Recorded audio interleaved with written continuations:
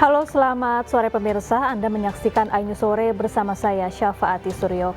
Pemirsa, hari ini terdakwa perintangan penyidikan kasus pembunuhan Yosua Arif Rahman Arifin menjalani pemeriksaan sebagai terdakwa di Pengadilan Negeri Jakarta Selatan. Arif Rahman Arifin menceritakan saat dirinya pertama kali menonton rekaman CCTV Duren 3 melalui laptop milik rekannya Baikuni Wibowo.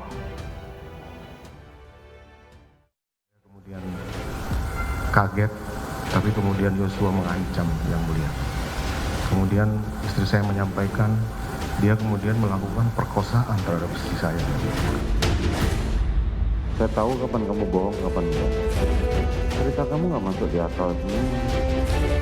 Kalian karena buta dan tertuli, makanya saudara tidak mendengar dan tidak melihat.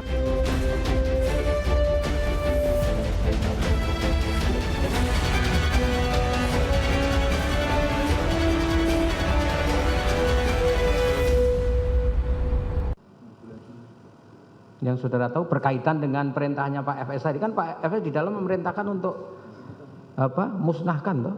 Musnahkan Yang Mulia. Nah iya. Musnahkan dan hapus. Nah iya, laptop dan flash disk kan begitu. File yang ada di laptop dan flash disk kan? Siap. Nah, setelah keluar dari sana, apakah saudara pernah memperoleh arahan, perintah, atau saudara komunikasi dengan Pak HK soal itu? Kalau seingat saya begitu keluar hanya ngomong, sudah jelas ya. Kalau saya nggak salah ingat Yang Mulia. Ya. Hanya ngomong itu saja. Saya bilang Ya. siap gitu aja. Pada saat Ada nggak keluar. dari HK yang memerintahkan jangan dilaksanakan karena itu melanggar ketentuan? Tidak ada ya. Karena di situ kan sudah jelas. Kita harus melihat frame-nya kan. Frame-nya saat itu tanggal 12 itu Kapolri kan sudah membentuk tim sus kan? Sudah ya. Sudah. Artinya saudara tahu tim sus itu dibentuk untuk apa, saudara sudah tahu kan? Sudah Yang Mulia. Ada. Karena ada reaksi masyarakat yang ingin mengendaki agar peristiwa itu diungkap dengan seterang-terangnya kan begitu. Betul Yang Mulia. Itu SK Kapolri untuk dibentuk tim sus itu. Tanggal 12, sehari sebelum saudara melaporkan kepada Pak FS tuh. Betul Yang Mulia. Pasti Karo Paminal pun tahu. Iya toh? Tahu ya Mulia. Tahu. Untuk mengungkap apa peristiwa yang sebenarnya terjadi. Nah, ketika tanggal 13 itu artinya kan sehari setelah ada SK. Semua jajaran Polri, apalagi dikaitan di Propam harus tahu itu. Nah, ketika tanggal 13 tahu bahwa ada seperti itu, lapor kemudian apakah Hendra Kurniawan memerintahkan bahwa jangan dituruti? Tidak ada ya. Tidak. Jangan dilakukan, apalagi statusnya kan di Propam ini. Saudara waktu itu masuk tim sus enggak? Tidak ada Yang Mulia. Tidak. Hanya Karo Paminal, Karo Propos waktu itu. Enggak, maksud saya masuk di tim yang dibentuk Kapolri tidak? Tidak Yang Mulia. Tidak. Di situ. Apakah saudara kemudian memberikan informasi kepada tim sus soal isi di video itu? Pemikiran saya kan yang mewakili. Enggak, Karo pertanyaan saya Tidak. saudara tidak. Itu persoalannya. Atasan saudara tertinggi kan Kapolri toh? Terlalu tinggi Yang Mulia. Enggak. Atasan tertinggi saudara di tubuh Iya. Polri kan Kapolri. Betul, ya. Kapolri sudah membentuk tim tujuannya untuk mengungkap peristiwa yang sebenarnya terjadi di balik tanggal 8 Juli itu apa.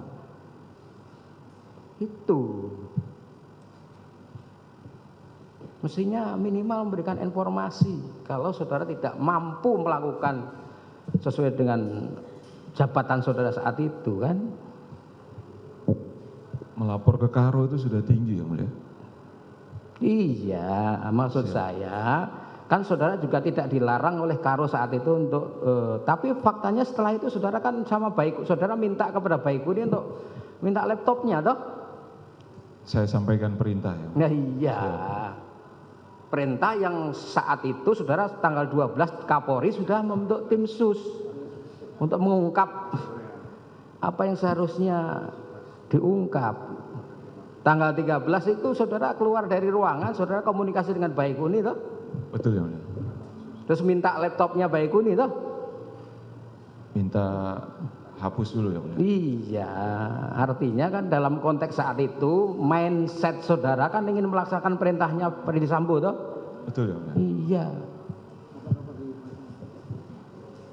Di satu sisi saudara sudah mendengar ini Kapolri ini mau mengungkap ini peristiwa apa yang sebenarnya terjadi.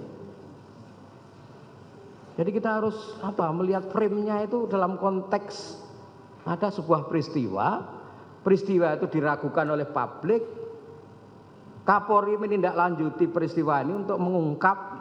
Nah, tanggal 13 yang saudara tahu, saudara melakukan sesuatu perbuatan yang, makanya saya tuh nggak pernah bertanya soal prosedural dan sebagainya. Karena apa?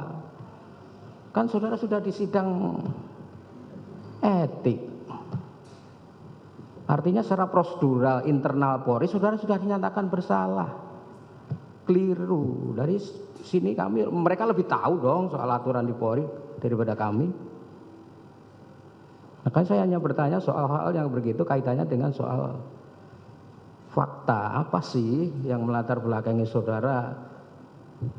Kan faktanya kan saudara mematahkan itu loh, laptop loh.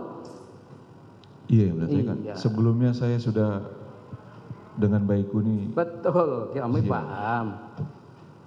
Nah, pengetahuan saudara tentang ini sesuatu yang keliru sudah terjadi gitu loh. Tapi ya enggak apa-apa, itu kan nanti majelisnya akan menyimpulkan. Nah, saya kira saya cukup. Ya. Baik, saudara terdakwa, setelah saudara menonton ya, tanggal 13 dini hari, Iya ya mulia. dan saat itu saudara melaporkan langsung ya ke Pak HK, Iya, dini hari itu juga. dini hari. Tapi baru bisa bertemu dengan Pak FS-nya malam harinya, Malam. tetap tanggal 13. Baik, selain kepada Pak HK, kepada siapa lagi terdakwa saudara menceritakan tampilan video tersebut? Hanya ke Pak HK ya. Hanya ke Pak HK. Iya. Bahkan sampai saudara dipatsuskan pun hanya kepada Pak HK. Di Patsus saya udah langsung menceritakan semuanya mulia. Menceritakan. Itu tanggal berapa? Di Patsus tanggal 7 ya mulia. 7 Agustus. 7 Agustus. Baik, ini kami juga browsing juga, googling juga. Jadi tanggal 28 Juli itu Komnas HAM sudah menerima rekaman.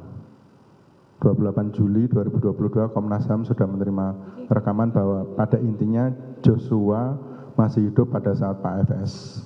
Itu bukan, bisa saudara pastikan bukan dari saudara? Tidak ya mulia. Bukan ya? Tidak tahu juga kalau tersebar itu ya mulia, tapi sepertinya tidak ya mulia.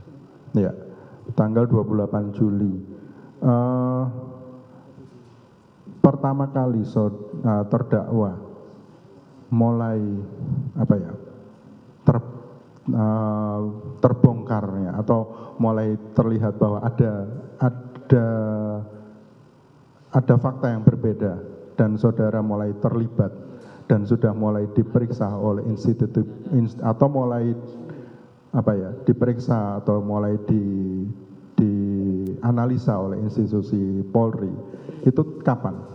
Selain 7 Agustus itu. Itu pertama kali saya diperiksa 7 Agustus. 7 Agustus ya. 7 Agustus. Tanggal 8-nya oleh penyidik 340. Oh, 7 Agustus. Dengan dasar untuk pemeriksaan apa? Saudara dimintai keterangan untuk pemeriksaan apa? Atau hal apa yang diminta dari saudara? Saya nggak ngelihat suratnya yang mulia, tapi ada dugaan pelanggaran kode etik aja gitu yang mulia. Oh, dan yang memeriksa? Dari tim sus waktu itu, Waprof. Tim sus ya? Iya. Bukan lagi Paminal? Bukan ya, Pak.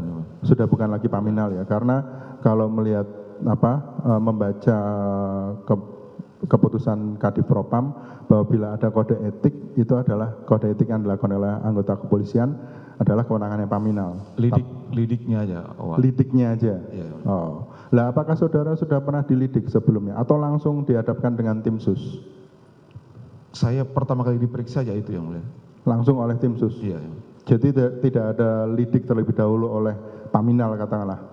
Kalau yang saya alami tidak ada yang mulia. Tidak ada ya, baik.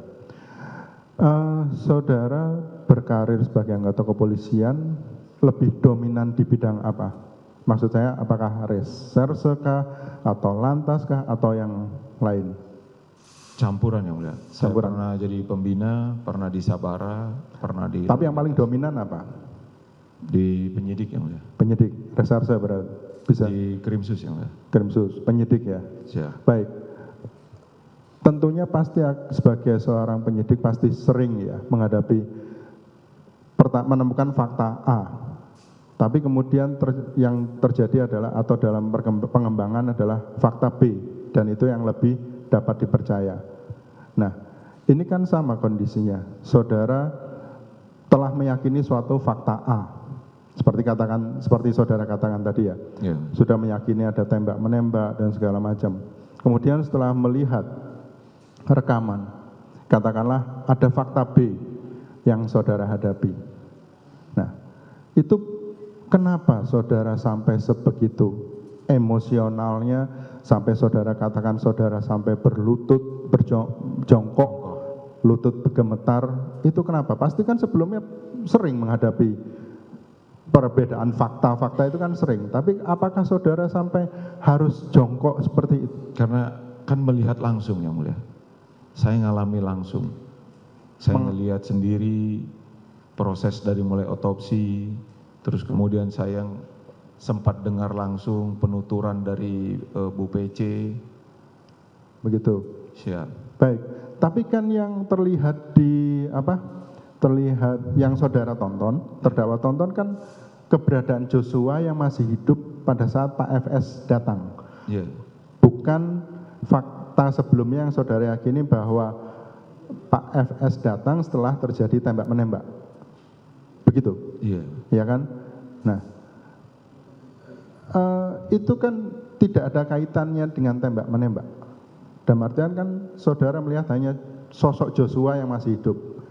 Nah, kemungkinan apa dalam pemikiran saudara sampai saudara harus gemetar? Ini ada fakta yang berbeda, ada yang apa coba? Karena kan di video itu kalau saya tidak salah ingat yang mulia, Pak FS datang, Joshua masih jalan sekali. Pak FS masuk, Joshua masih kelihatan lagi. Jadi itu 2 kali kalau saya tidak salah ingat.